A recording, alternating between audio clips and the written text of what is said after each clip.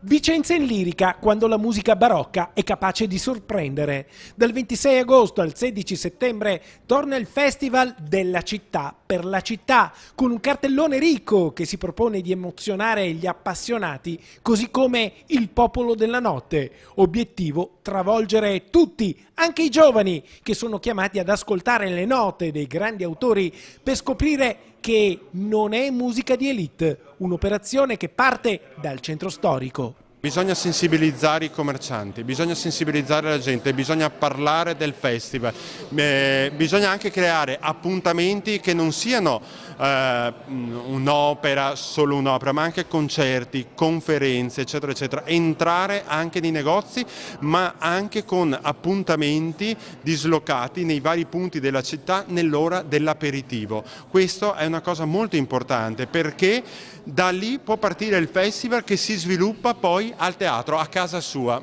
Il festival punta a trascinare la gente nei grandi palazzi storici dove Vicenza in lirica vibrerà. Da Palazzo Chiericati a Palazzo Leone Montanari fino a Villa Pisani Bonetti all'Onigo. Verrà creato un ponte tra il poeta Ariosto e il musicista Vivaldi. Verrà celebrato Tullio Serafin, grande direttore d'orchestra veneto, scomparso mezzo secolo fa, e verranno rappresentati concerti in costume del Settecento.